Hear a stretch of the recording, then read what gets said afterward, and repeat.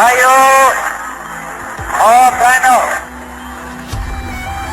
पाकिस्तान हासिल करने के लिए हमने बहुत कुर्बानी की है।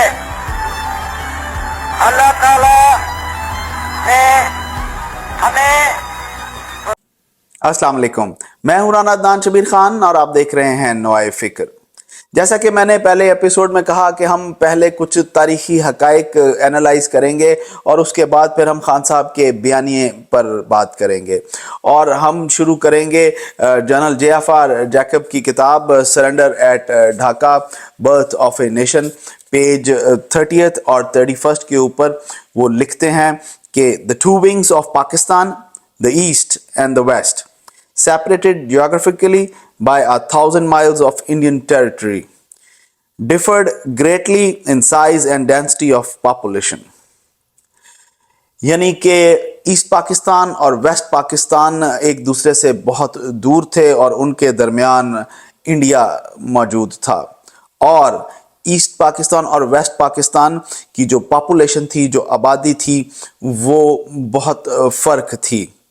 ठीक है सर, वो ये कह रहे हैं कि waste Pakistan was almost 6 times as large as the east.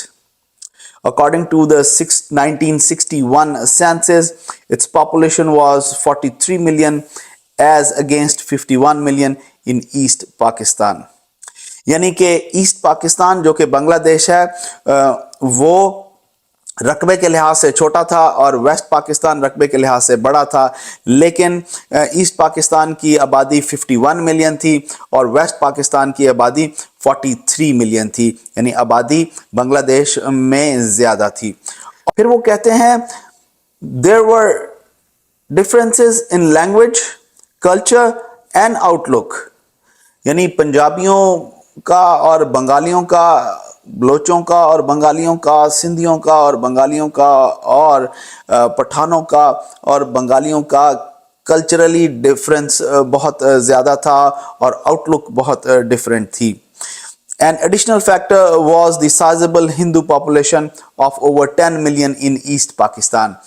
ये एक बहुत इम्पॉर्टेंट फैक्टर था, यानी कि अगर उनकी आबादी 51 मिलियन है तो उसमें से 10 मिलियन हिंदू वहाँ रहते हैं, जिनकी मदद लेते हुए वहाँ पर वेस्ट पाकिस्तान के ख़िलाफ़ एक नफ़रत अंगेज़ प्रोपेगेंडा फैलाने में हिंदुस्तान की बहुत मदद हुई। और ये जो हिंदू थे वहाँ पर या हैं अभी भी, वो वहाँ पे यूनिवर्सिटीज़ में प्रोफेसर्स थे, स्कूलों में टीचर थे और बड़ी बड़ी अच्छी पोस्टों पर मौजूद थे, जहाँ से वो बैठकर मुख्तलिफ तारों को हलाना और प्रोपेगेंडे को फैलाना उनके लिए बहुत आसान था। In 1960, the per capita income in West Pakistan was 32% higher than the East, with a higher annual growth. अभी जनाब ईस्ट पाकिस्तान की जो ग्रोथ थी वो 32% ज़्यादा थी वेस्ट पाकिस्तान से, यानी बांग्लादेश एक कमाऊ पूत था और जो कमाई होती थी वो उनको ऐसे लगता था कि ये कमाई वहाँ से निकलती है और जाकर वेस्ट पाकिस्तान जो कि मौजूदा पाकिस्तान है वहाँ पर इस्तेमाल हो जाती है। उसके बाद ये इन तीनों किताबें जो मैंने आपको पहले मेंशन की फर्स्ट एपिसोड में, उनमें वो रेफ़र करते हैं 6 पॉइंट एजेंडा, जिस पर बेस करके अवामी लीग ने इलेक्शन लड़ा। अभी इनमें जो ख़तरनाक चीज़ें थीं, बल्कि बहुत ख़तरनाक चीज़ें थीं, मैं आपसे वो पॉइंट्स डिस्कस करूँगा। यानी पहला ख़तरनाक पॉइंट कि फेडरल गवर्नमेंट सिर्फ डिफेंस और फॉरेन अफेयर्स को डील करेगी, इससे ज़्यादा कुछ भी नहीं।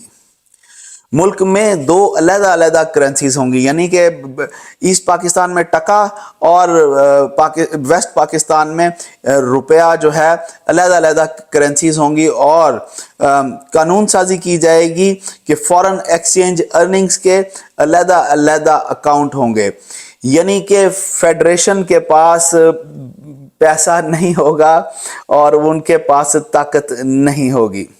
फेडरल गवर्नमेंट को जब भी पैसे की ज़रूरत होगी वो फेडरेटिंग यूनिट से पैसे मांग सकेंगे।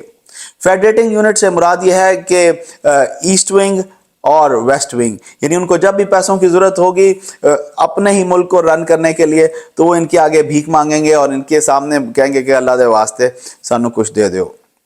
और जो सबसे खौफनाक ये कि जो फेडरेटिंग यूनिट्स हैं वो अपनी अपनी फ़ौज मेंटेन कर सकेंगी, अपनी अपनी मिलिशिया रख सकेंगी, और जब सेंटर को ज़रूरत होगी तो इन दोनों से पुल अप करके अगर उन्हें किसी से जंग लड़नी है, हिंदुस्तान से लड़नी है, तो जनाब बांग्लादेश कहेगा भाईजान मैं आपको फ़ौज नहीं दूंगा, आप तुसी कल ही लड़ना है तो तुसी लड़ लो। बहरहाल 1967 में शेख मुजीबुर रहमान और 34 दूसरे अशखास जिनमें आर्मी, नेवी और एयरफोर्स के बंगालीज ऑफिसर्स, जेसीओज और जवान शामिल थे, वो हिंदुस्तान की एक त्रिपुरा स्टेट के शहर अगरतला में हिंदुस्तानी फ़ौज के ऑफिशियल्स से मिले और उनके सामने पाकिस्तान आर्मी, नेवी और एयरफोर्स के अंदर बगावत का प्लान उन्होंने प्रेजेंट किया और उनसे इसमें मदद मांगी। इस साजिश को पकड़ा भी एक बंगाली आईएसआई के ऑफिसर ने और उस शेर का नाम है लेफ्टिनेंट कर्नल शमसुल आलम। कर्नल शमसुल आलम को कत्ल करने की भी कोशिश की गई जिससे वो बच गए और उनके कत्ल की कोशिश भी लेफ्टिनेंट रऊफुर रहमान ने की जिसका तल्लक ईस्ट बंगाल राइफल से था और वो अगरतला साजिश का हिस्सा भी था।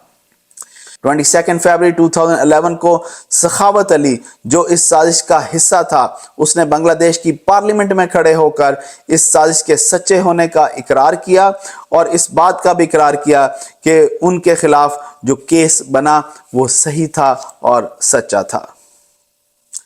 कर्नल शरीफुल हसन की जो किताब है इसके पेज 3 और पेज 27 पर वो लिखते हैं कि जो 6 पॉइंट एजेंडा था was a programme for self determination. Basically ये वो प्रोग्राम था जो कि बांग्लादेश को सेल्फ डिटर्मिनेशन दिला सके। बकौल इमरान खान साहब वो जिस हकीकी आज़ादी की बात करते हैं बेसिकली वो पाकिस्तान को डिसइंटीग्रेट करना चाहते थे और इसी किताब में वो लिखते हैं कि इस 6 पॉइंट एजेंडा या प्रोग्राम को शेख मुजीब ने हुकूमत में आने के बाद अपने ही मुल्क में नाफिज नहीं किया क्योंकि ये बनाया ही किसी और काम के लिए गया था। 1969 में अयूब खान ने मुजीब की बढ़ती हुई मकबूलियत को देखते हुए अगरतला साजिश केस वापस ले लिया और ख़ुद भी हुकूमत छोड़ दी और इक़्तिदार याह्या खान को मुंतकिल कर दिया। कर्नल शरीफुल हक अपनी किताब के पेज 272 पर लिखते हैं कि finally Sheikh Mujib killed democracy, यानी कि शेख मुजीब जब हुकूमत में आ गया तो वो बेसिकली इक़्तिदार का भूखा था, इक़्तिदार की हवस का शिकार था। उसने 24 फरवरी 1975 को बतौर सदर मुमलिकत एक कानून बनाया कि बांग्लादेश में सिर्फ एक ही सियासी जमात होगी और उसका नाम होगा बसकल, BAKSAL, बांग्लादेश क्रिश्चियन सलामिक अवामी लीग, और ख़ुद को उसने उसका चेयरमैन बना दिया और उसने कहा कि जितने भी इस वक्त पार्लियामेंट के मेंबर हैं वो अगले ऑर्डर्स आने तक वो इसी सियासी जमात के मेंबर होंगे और उस शख्स का प्लान ताहयात बांग्लादेश पर हुकूमत करने का था और उसने ताहयात हुकूमत भी की। 15 अगस्त 1975 को मुजीब को उन्हीं फौजियों ने मार दिया जिनके साथ मिलकर उसने पाकिस्तान तोड़ने की साजिश की। उसकी सारी फैमिली को चुन चुन कर उसके अपने ही घर में कत्ल कर दिया गया। उसकी सिर्फ एक बेटी बची जो कि पढ़ने के लिए मुल्क से बाहर गई हुई थी। इसके बाद क्या हुआ हम अगले एपिसोड में डिस्कस करेंगे। उस वक्त तक इजाज़त। अल्लाह आप सबको आसानियाँ नसीब फरमाए और आसानियाँ तकसीम करना नसीब फरमाए। अस्सलाम वालेकुम।